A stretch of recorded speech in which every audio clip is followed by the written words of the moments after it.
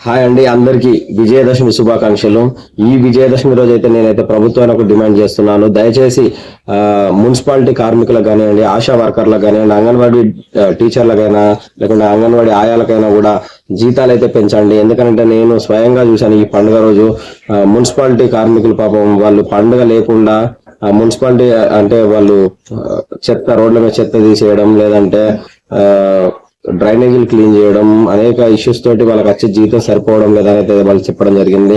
కేవలం 10-12 వేలు జీతం వస్తుంది. అది రూమ్ రెంట్ కు, కరెంట్ బిల్లు, గ్యాస్ బిల్ కు అసలు కూడా సరిపోవట్లేదు. పిల్లల స్కూల్ ఫీజులకు, లేదంటే ఏమన్నా అనారోగ్యం అయితే అసలు హాస్పిటల్కి వెళ్ళడానికి వీలు కావడం లేదని అంటున్నారు. సో ఇంకో విషయంగా ఆశా వర్కర్లు చెప్పాలంటే వాళ్ళ ఫ్యామిలీ తోటి అయితే వాళ్ళు గడపడానికి కూడా సమయం లేదని అంటున్నారు.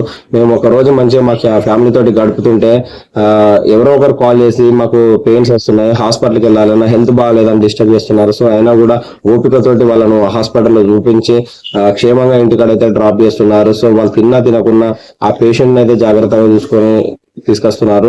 సో వాళ్ళకైతే రియల్ గా హ్యాట్స్ ఆఫ్ అండి. అదే విధంగా ప్రతి ఒక్కరికి ఇలాంటి కష్టపడే వాళ్ళందరికీ జీతాలు వేస్తే బాగుంటుందండి. ఎమ్మెల్యేలకు, ఎంపీలకు, మంత్రులకు, లేదంటే గవర్నమెంట్ ఉద్యోగులు ఇంకా చాలా మంది ఉన్నారు, అనేక మందికి వేస్తే ఏమొస్తుందండి.